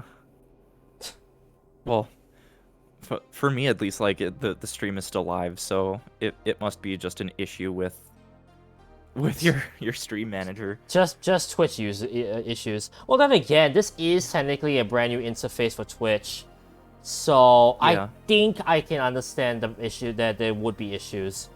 It's just funny that apparently I'm online but still offline. Yeah. Like, I like to point out, duration is not running, viewer count is still moving now and then, but the stream is still saying is offline, which is super strange. Weird. Let's see. In fact, let me check something real quick. Yeah, my channel says I'm still live, so I don't know how my... That's weird. I do not know why my phone's saying I'm not live. Yeah. Well, let's see. The only thing I don't like in TKO is when you spend your time on a drawing that you think is your best and then it doesn't get chosen. Yeah, that's why I honestly don't really put more than like 20 or 30 seconds into a drawing. Personally. My best winning word is still double trouble in bracketeering because it fits a 80s Batman villain. Yeah. I think Your phone is drunk. I think if I'm not mistaken, I did get second place in the bracketeering game, without even winning a single round. Wow. But even then, I still hate that game with a burning passion. Yeah, it's not a great game. Jokes that people have what I don't get, and all that kind of dirty stuff. It just pisses me off, honestly. Mm-hmm. I know to some it might be funny, but for me, it's not. Yeah. Yeah, with well, a lot of Jackbox games like that, Your you phone really is have to drunk. kind I of just saw that. Yeah. Yeah. Yeah, with a lot of games like that, you have to be able to know how to, like, read the room of, like, kind of what's the level of humor of the other people that you're playing with. Ooh. Um, Christy Tyler, thank you so much for the follow on Twitter. Nice. Yeah, a lot of it kind of has to comes down to the fact of, like, you have to know how to read the humor level of the other people that you're playing with, which you can really only do once you've played a couple rounds of, like, Quiplash or whatever. But yeah, bracketeering is very bad. Yeah, yes, it feels like a game out of the first Jackbox pack. So, yeah, link in the... If none of you have seen this on Jackbox site, go watch it, just saying. Yeah, Joel and I played through a 20-turn round of Mario Party 1 on Switch Online. The fact that we're many thousand miles away from each other made the connections just very bad. But it also resulted in some hilarious voice clips. Yes. Just because, think about it, the game is running at 12 frames per second, but so is the voice clips. Imagine the voice clips times 0.2 speed. Yes. Now, what will be even Yes. funnier, Giles, is you post that on YouTube and allow that to be 0.25 times 0.25. Oh, oh my gosh, yeah.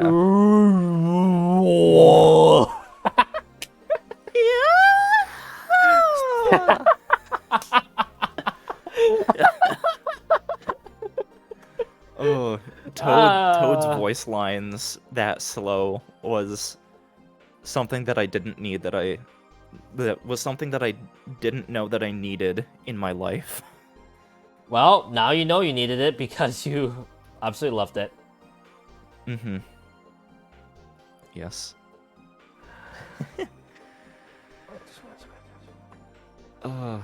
Yeah, true. Night Matrix, true. But yeah, no, I mean, I feel like, I still feel like Jackbox 9 still has a lot of potential, if anything. Definitely just some games that definitely stick out like sore thumbs because of how much thinking that you need. And I feel like, as I said before, the best Jackbox games don't make you think too much.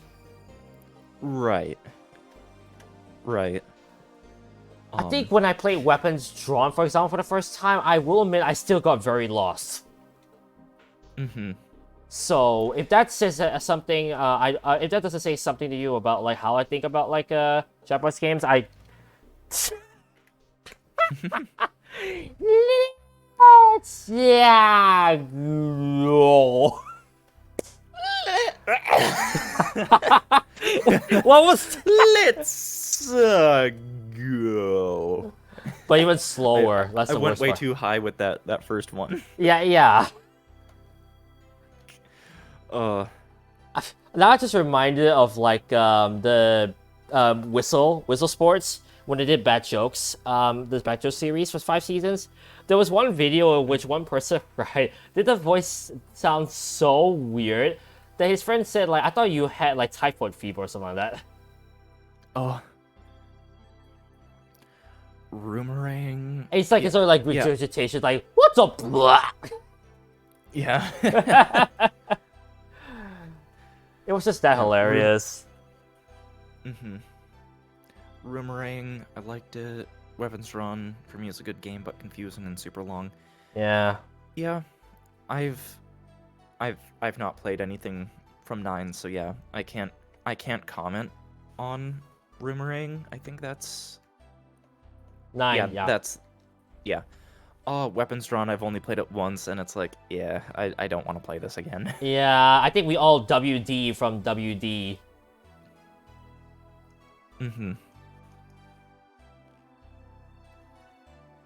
I'm so sorry. You know what WD means, right? Besides that. All I'm thinking is of Western Digital. All I know them is. You know the funny thing of you saying that, I actually, yeah, I was gonna say I got my first hard drive finally from Seagate. Oh. Yeah, and also WD-40. Oh, true. Yeah. WD for me was withdrawn. Yeah. So withdrawn from weapons drawn. Gotcha. Okay. Yeah, that was a slight pun I made, but yeah.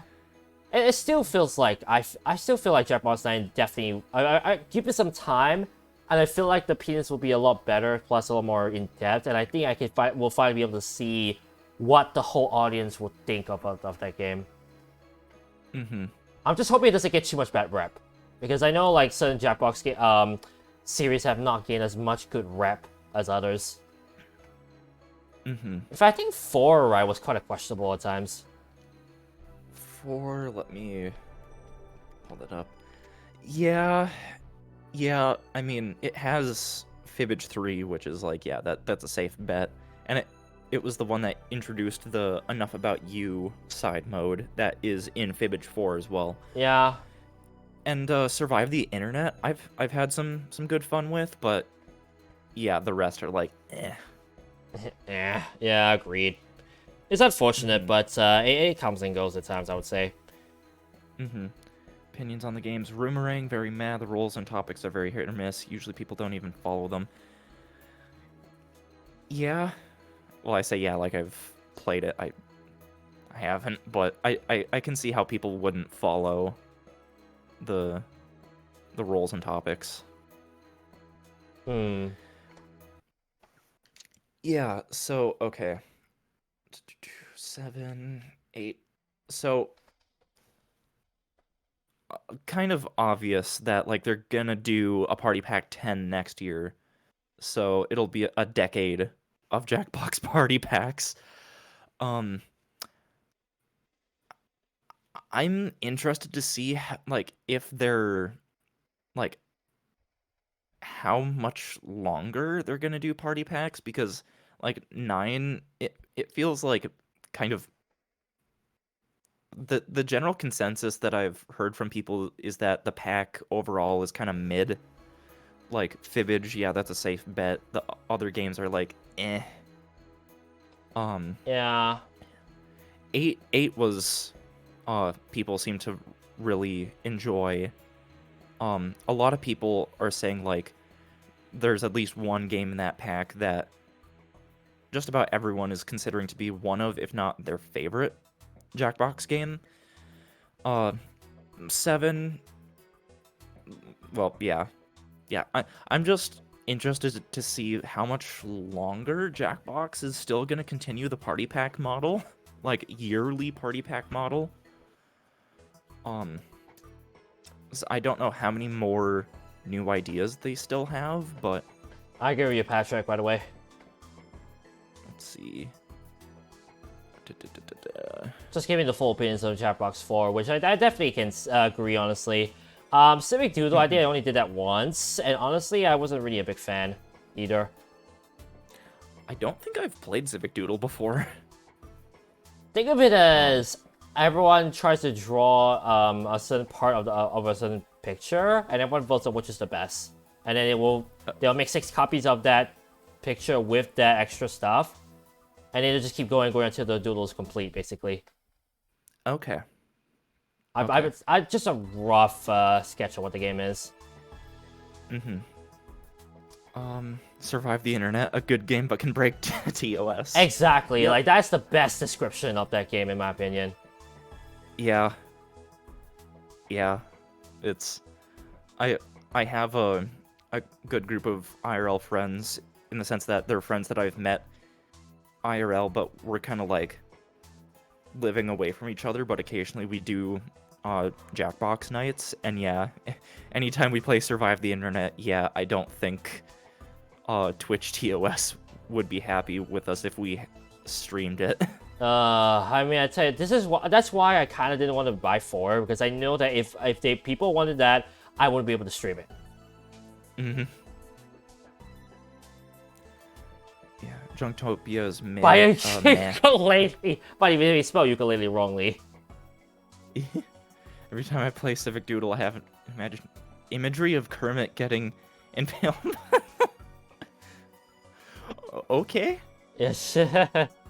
Okay. We'll not question it. We'll not question it. Yeah. Oftentimes, it can very well depend on the group of people that you're playing with. Exactly. Yeah. Yeah, if you jive with like their sense of humor and like if they're actually like taking the game somewhat seriously or whatever the game in question may be. Yeah. Yeah, it really comes down to having a good group of people to play with. Yeah, exactly. So. Definitely agree on that. I can't wait to actually try it out with my friends though. I'll say, oh, jeez, that was a big combo I had there. Yeah, that was humongous. That was like a times 9, 10 combo there. Oof. All right. I think with that though, I think I'm actually gonna close off because it is midnight for me.